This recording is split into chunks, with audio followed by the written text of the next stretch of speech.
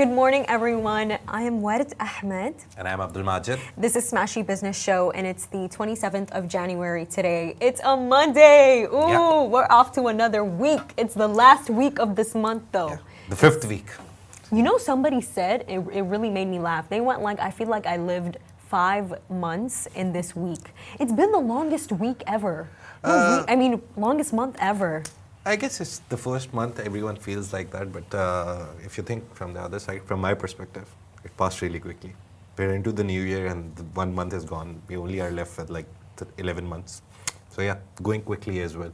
For some people, yeah. But How's for it some, going yeah, I've quickly heard for it's you? very Help slow. me. Don't tell me. Seriously, what are you doing differently? Nothing. It's just like you wake up, you do the work, and then the day passes away. Really? Yeah, you wake up at one dark time. Like now it's winter, so when I wake up around 5:30, it's the same night I thing. hate the winter magic. Yeah, and as soon as I leave for home, it's the same. It's dark outside. So yeah, trying to get more sunlight. Yeah.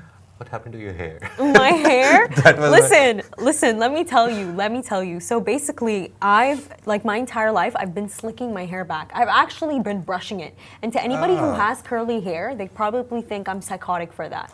Because to take a curl and brush it, you're actually destroying your patrons.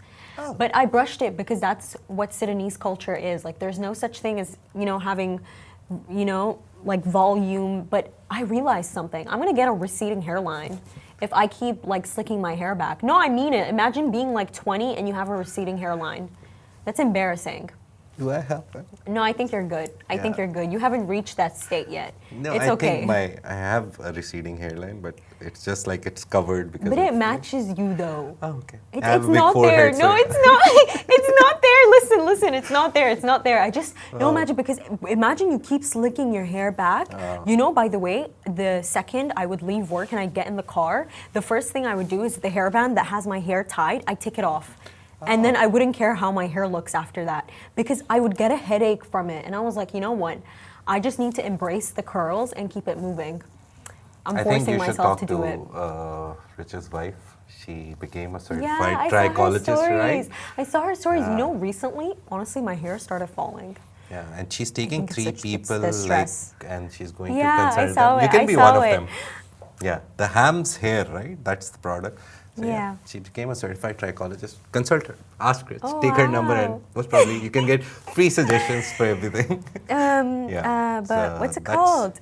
Ooh, we're going to give you guys a summary. Yeah. We're going to give you guys a summary of the World Economic Forum in Davos, Switzerland, that just took place, and it was absolutely crazy. Every single day, announcement after the other, and you're just left sitting there reeling from it, and you're like, oh, this just happened. Do you want to like start it off, Majid?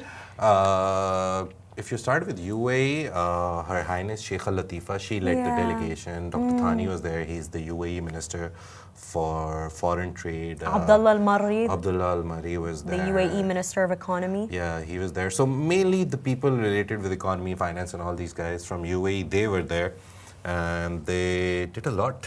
They did do a lot. The main highlight for me was fixed chocolate being featured there outside the UAE pavilion. Free fixed chocolate. Who would have thought that? I should have gone to Davos, right? To get all the flavors. To get it for Can I free? get all the flavors? Not Yeah. thinking of the plane ticket all the way to Switzerland, No, Majid. but Switzerland is good. So yeah, Switzerland is it could have been a expensive. good weekend, right? That's true. Yeah. It would have been. But- Hopefully next year, finger crossed, we're gonna be Yeah. there. We're gonna fly out and we're gonna see it. We will go. We'll pay from our pocket. No problem. But Davos, I was looking at Bloomberg over the weekend. I was at some place, where. So I had a lot of free time and I was looking at Bloomberg. I was watching all their coverage of Davos, and there's a lot of interesting points that I realized happened which we missed because some things are happening right there. So you have to be there. Yeah. You get a lot of news from a lot of stuff, but it's usually the highlights. But UAE-wise, no income tax, that's the clarity that we got, Yes. that it's not Yes. coming anytime soon. It's not on the table. That's the exact words that the Minister of Economy, Al-Mari, he said. Yeah. It's not on the table. It's not in the rooms where it should be talked about. So it's not happening. So that was like one of the best stories of our last week. Had like 1,500 shares and so many likes. And not just that, Yeah. something else really interesting that also happened is that they basically announced the most fastest growing brands in the world. Yeah. At number one, of course, came Apple, but actually from the UAE, Etisalat and Emirates Airlines were voted as the And fastest ADNOC. growing companies in the Yeah. world. Yes, and ADNOC. ADNOC. So that was also really lovely Yeah. to see that they're getting worldwide recognition now. And that report was also published at the UAE Pavilion. Apart from that, I saw a video. I have to. We will do some story on that coffee thing. I don't know what coffee is that, but FIFA President Gianni Infantino, he was seen smelling the coffee and asking about it. So we'll most surely do a like whole feature on what that coffee is. We'll try to find the coffee. Ooh, and not just that. Yeah. Qatar threw a party. They threw Yeah. a big party. It was called Mid-East Billions. So basically, Qatar Investment Authority, that's worth about $500 billion. They threw an evening party. And what was so interesting is that it was actually one of the few events at the conference that didn't have any alcohol. Yeah. And a lot of people actually attended. So we basically had David Beckham there. Who else was there? There was Literally someone from everyone. BlackRock. But That's the easiest way to say, because apparently Bloomberg did a report on it. One of the guys was there, and he was like the first-hand witness to the party, and he said that Middle East, and the name itself, billions. So the party itself was like a way of a side event where you could go and have all the discussions that you can't have formally in front of everyone. And that is one of the points I took from Davos, that the main things that happen on main stages and all the panel sessions, chats, interviews, whatever we see, that's the main highlight, obviously. But there's a lot that happens on the sidelines. It's a place where everyone who's related to economy, finance, money mainly, they meet and they do meetings and they come up with ideas on the sidelines as well, which obviously we come to know about later in the year, in the coming months.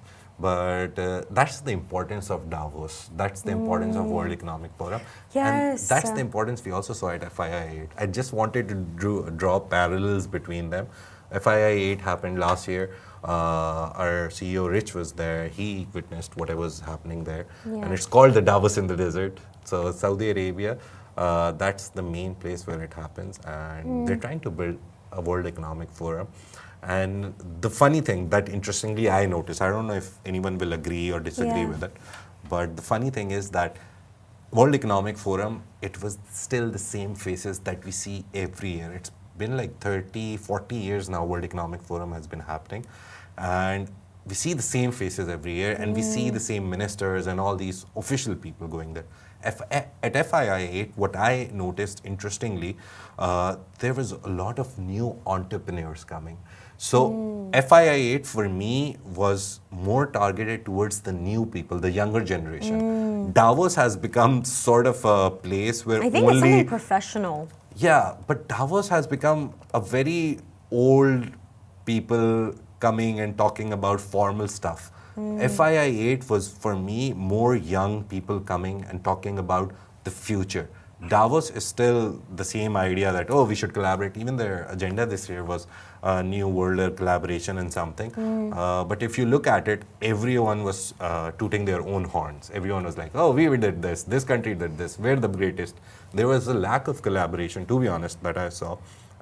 Davos throughout the 4 days, whatever I read, it was just there was no collaboration. Everyone is like, oh, we did this, we're the biggest, we're the biggest. But see, that's the thing though, Majid. I think that that's important though for them to say that we did this, this happened, because something that I've honestly observed is that if you don't celebrate yourself, if you don't celebrate your nation, nobody else will. And that's how you put that message out there. It's important. That should be 50% of it. These forums, these World Economic Forum, even FII 8, all the forums that happen, Sharjah Entrepreneurship Forum happening at the weekend, Dubai Entrepreneurship Forum that happened last year at the end of the year will happen again. We have Dubai AI Week coming up in 2025. All these forums, what I've realized is they talk about themselves only. The main idea of these forums should be to come together and find solutions to global problems that are affecting like a big population. It shouldn't be only about just sending out reports that we did this, thank you very much, bye.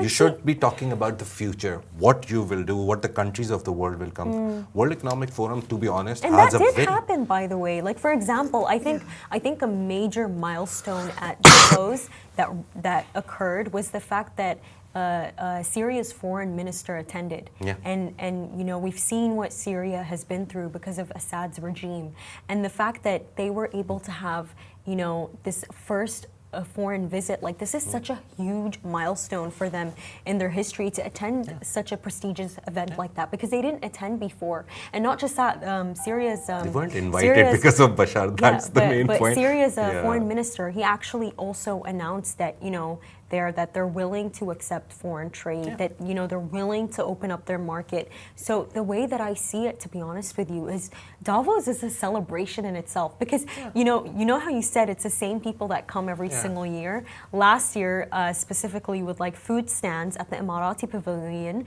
they chose Hind Al Mulla, the founder of Home Bakery. This year, they chose Fix Dessert to bring. I think in a way, it's so beautiful to celebrate these milestones, celebrate what happened. Like it's kind of like a yearly roundup. And if you think about it, Majid, we do it with our families at the end of the year. We do it with companies. So it's no surprise to me that all these countries would come together at a conference to celebrate their achievements. And to be honest with you, we didn't know that income tax would not be coming anytime soon. I think it's a great thing that Abdullah Al-Marri, the UAE's Minister of Economy, told us that. But for me, just seeing what Syria's foreign minister had, it was so great. It's really great to see that Syria is becoming more involved again, especially on an international scale. The cultural aspect of it, I love it, that all countries come, they have their pavilions, they have like the whole, if you've seen Expo 2020, you'll know the idea of Davos was implemented there as well for pavilions.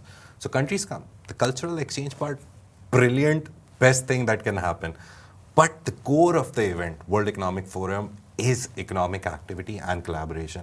You see America, you see any continent in any country right now. America, Mr. Trump, the new president, has a very separatist policy. He recently put tariffs on Colombia. He's in a fight with them.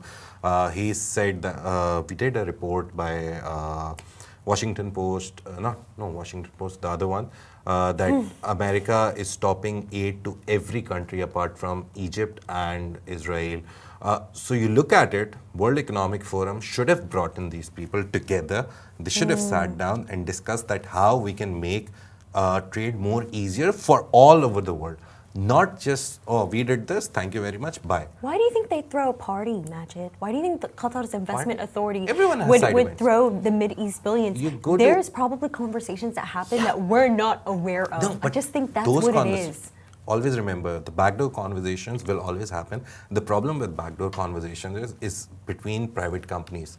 Very rarely you see governments and official people doing backdoor diplomacy or trying to get backdoor deals. Because if they're doing a deal, for example, UAE CEPAs, they are the biggest highlight right now. Even Al-Marri said that we have signed 20 plus CEPAs. We're aiming for 26 more. The idea of CEPAs is that UAE is getting trade deals with other countries. Recently they signed with New Zealand. The last one was with New Zealand and some other country, I forgot the name. But you have to understand, this is on a singular atomic level. UAE is doing trade deals with them. But that will always be announced formally. You can't go about doing government deals and doing it on the back door. So Mid-East billions, the parties, they're very good for networking off the grid. They're not good for networking on the grid, and they're usually done by private companies. So they're again looking at their own agendas, their own profits. Of course, why wouldn't they? My idea again is go to World Economic Forum next year if it happens. The best idea would be the world's biggest people, all the foreign economic ministers, this minister, that minister, sitting together and finding solutions to the global problems. Not just highlighting their progress. That's good. Everyone should. Trust me, it's the best way to market your products, your trade and everything, that you're a growing country and you should come and invest in it. Best. But look at the macro level as well. Look at the bigger problem as well in the world right now. Who needs what and what can we do? Look at Trump. He pulled out of WHO. Imagine the kind of pressure that puts on underdeveloped countries for now. Wait, he just recently said that I'm pulling back in.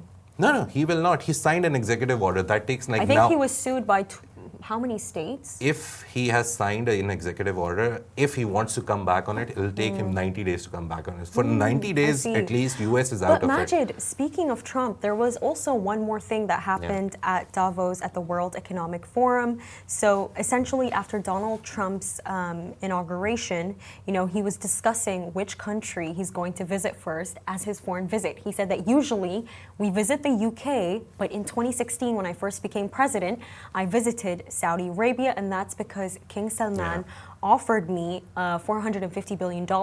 If he wants me to visit Saudi Arabia again, he has to offer me $450 billion. So what happened is King Sulaiman called him and said, I'm going to give you $650 billion, Trump.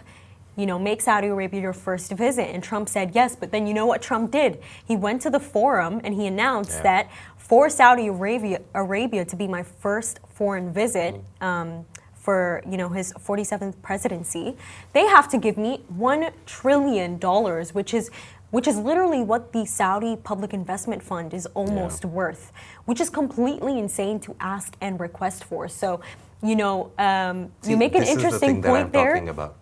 Yeah, they made a deal. They definitely made a deal, but I definitely think that Trump also made a show.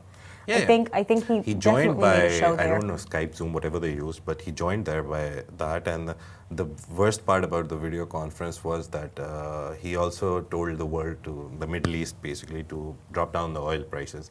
And he blamed the Middle East for upping the prices and causing the Russia-Ukraine war to continue. And I was like, what is the relation, bro? There's no relation between oil prices and Russian-Ukraine war. But yeah, he's trying to his first idea was, I was the reason that ceasefire happened in Gaza. And now he's trying to end the Russia-Ukraine war. The problem is that he's promising too much. He's not delivering anything, to be honest, right now. And that is, again, my point coming back to Davos. He delivered TikTok. Him coming and saying very clearly that, this happened because of you, this happened because of... I don't see collaboration there. I just see blaming there. So we have to understand these events, very good for marketing, for every government, every private company. But I still think the world needs these events to become better and talk about the larger problems and all the countries coming together to solve them, rather than just using them as a tool to market themselves. Use it, very good. But apart from that, come together and solve the problems as well. There's a lot of countries that need help. That's very true. And now we're going to tell you, for our second topic of the day, what Saudi Arabia is doing to solve the problem of an unproductive workforce. So they have just recently announced this major initiative that they're calling the Golden Handshake to actually reduce the number of unproductive government employees in Saudi Arabia. To actually do that, they're offering them cash incentives that total up to $3.4 billion to actually encourage voluntary resignations. So basically what it is that it's called the Golden Handshake. The program is 3 years. And what it's going to do is that anybody who's, unproductive in the workforce, they're actually going to give them up to 3 years to resign. And, up to these 3 years, they're also going to get a lot of benefits with it. Basically, what they're trying to do is that they're trying to reduce unemployment from 7.5% to 5%. Honestly, Majid, I have never seen anything like this before. I have truly never seen anything like this before, where I am rewarded for being unproductive. No, really, I've never... being unproductive. See, you have to understand in Middle East, the culture of family, you're from Middle East, MENA region, right? Sudan. Yeah. The family system and being loyal to your company and all this stuff. The main idea is they know a lot of people in the government agencies are Saudis. We know that. Even in UAE, you see that they prefer their people for government posts, and it's a very nice way to reward your country people, like the main Emiratis, the main Saudis. Course. It's a very nice way. And again, it's not just Saudi and UAE, the whole world will always put their own countrymen, their own native people in higher leadership positions. The problem here is that the government jobs, they're so easy in Saudi Arabia. I have an example. I have a friend He's like 10, 12 years older than me, but I know him because of my wife. And he works for Saudi Post. And he joined there after working for Noon here in the UAE. So, and he was one of the guys who was actually hired by Mr. Al-Abbar, like handpicked, because he used to work for Amazon before he worked for Souk. So Souk was bought by Amazon. He went to Amazon and he was handpicked by Mr. Al-Abbar to work for Noon. And that guy told me the stories of working for Saudi Post, a government organization. And he's like, for 1.5 years, we couldn't do anything. And he's basically, he does digital. He takes all the business and puts it into a digital first mode. And he's an expert in that. So apparently, they tried to do that with Saudi Post, wanted to make it an e-commerce platform completely. And he told me the stories, what happened to him for 1.5 years. And after listening to those stories and then this story that they want to move them away, it makes sense now. The idea is to bring Saudi youth into the government. That's the main idea. So there's a lot of people who are nearing that age of retirement, but they still have 4 or 5 years left. But they still work. Yeah, and they want to spend that 4 or 5 years. So this is an idea that Saudi wants them to like retire early, but get the same amount or get the same benefits that you'll get after 4 or 5 years. Because we don't want to waste 4 or 5 years. We'll put youngsters in, and also women. They're trying to like unleash the female workforce. Trust me, I'll use the word unleash because you see the numbers, they're growing every day, the female workforce participation. So yeah, that's the main idea, what I think, that they don't want people to just linger around because they can. They want to give them some incentive to leave so a younger workforce can come in and they have to achieve their 2030 targets. And that is true. And it's like more 5 years away now. What I'm noticing is that, you know, a lot of these forums, you don't meet young people. Yeah. You don't. I remember I went for this takeover Majid at Al Marmoum Film Festival. It was basically this really beautiful film festival in Al Qudra Desert. And I met this girl. She was 20 years old. Her name's Amina. And she was so sweet. But she was actually a part of Dubai's astronomy. You know that center, that account? I told you, like, an entire family actually runs it. She's their youngest daughter, and we actually stayed in touch. And it was, she invited me to one of their recent showings where basically, I don't know what they call it, but every single planet is going to align. And they're doing different ones and they're hosting it. I couldn't go because it's really far from my house, but she invited me to one of them. And we were just discussing and we were like, oh, we have to stay in touch. Like, what event do you go to where you meet somebody exactly your age? No, really, every single event I go to, I don't meet people my age. So when I met her and she met me, we were like, okay, ooh, like this is a network here. So that was really nice but you know, much more than that, there's something that there's something that particularly caught my eye here, Majid, and it's the word unproductive. Like No, I'll tell you why. The reason why the word unproductive caught my eye, because I feel like, you know, with the generation that we're leading, with how media has taken over, I feel like, you know, I'm not speaking about Saudi Arabia at all. I'm speaking about the Middle East in general.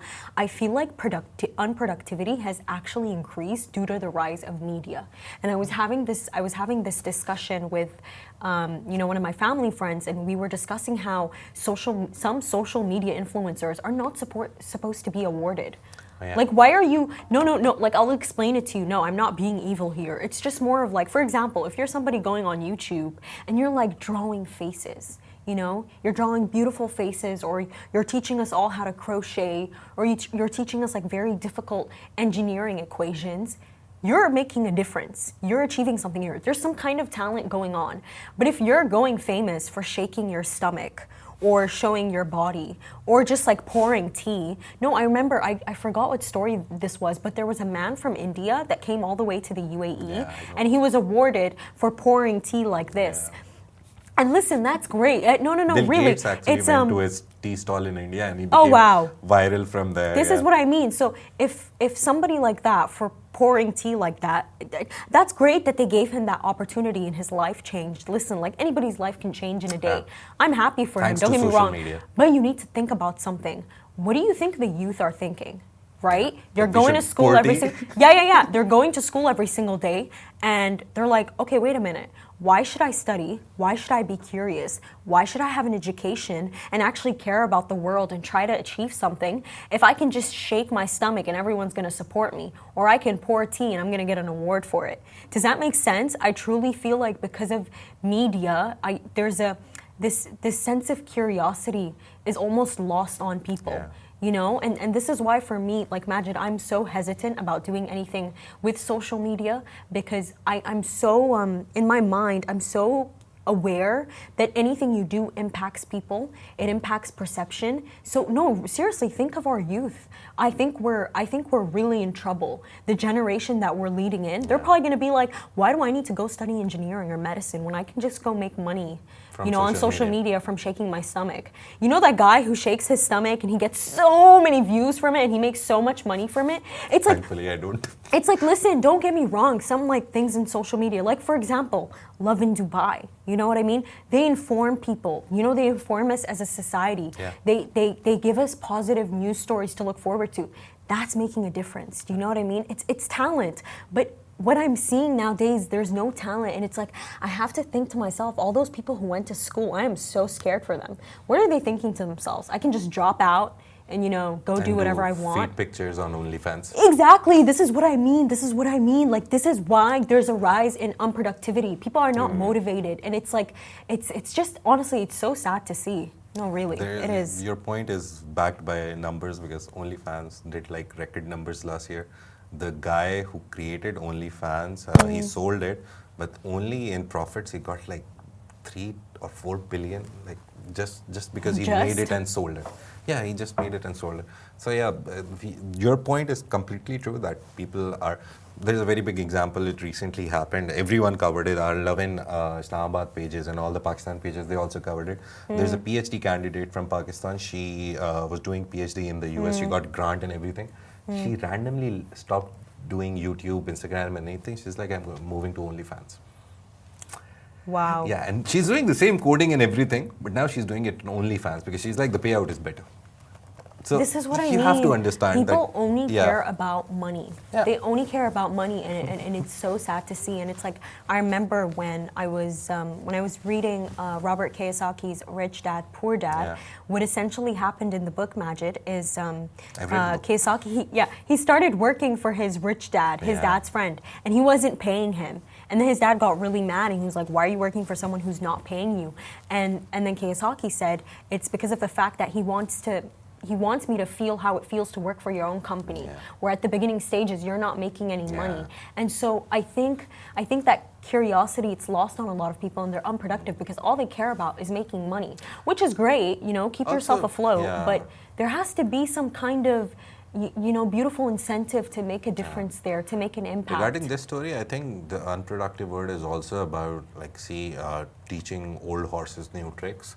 It's like people who are like at the retirement age, 55 plus, 50 plus, they don't want to go into generative AI, they don't want to automate their process, they don't want to learn whatever you need to learn right now to stay like in the front. So obviously every government in the world is digitizing their processes. UAE has done it, Saudi Arabia is half of it is done, half of them they're doing it. So they don't want those two people to stay who will take like 1 year to only type out a sentence on a keyboard. They want to bring in the younger, more AI equipped, more digitally savvy, and more like digitally equipped people into the workforce. And that is why they're like, thank you very much. You go, we'll bring in the newer, younger ones who know everything. So making it efficient. So they're trying to make the government processes efficient. So they need people who know digital, like inside out. So that is why I guess that's the problem. Like just take 5 years from the end. Tell the people, thank you very much. You'll get everything that you're going to get in 5 years, but take it right now and leave so we can add more people to it. That's the main idea. But we seriously might not even find those people, Majid. No, they have Saudi Arabian youth. Trust me, they're at the top of the world right now. They're good. They're really again, backed by numbers. When you see the workforce participation and the places they're going to study, they have incentives to go outside and study. It's paid for and everything. So that way, I think, and then the nationalization strategy to put people into private workforce so they can learn from there and then come back to the government force and then like be more efficient, because privately, Yeah. obviously, when you work for a private company, you have to come on time, leave on time, do the work that you're supposed to do. It's not like a government office where you come whenever you want and you can leave whenever you want, because you know that you'll never get fired.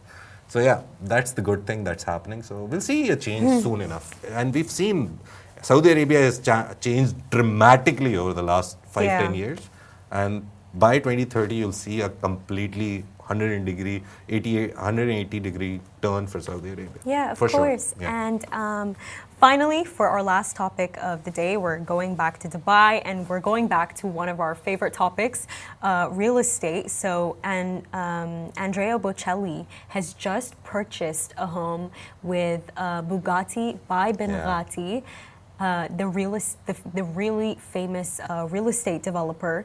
And this is so crazy to see because they just keep coming. They just keep coming. Now we're seeing that Andrea Bocelli has purchased a home. But just recently, we also saw how Neymar purchased a penthouse with Bugatti by Bugatti for over $15 million.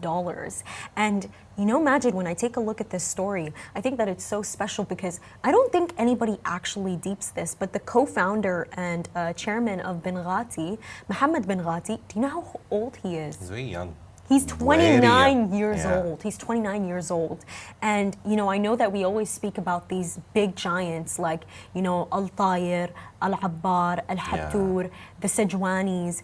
But I really have this theory that Mohammed Bugatti is really going to fly over them all. Because you know why?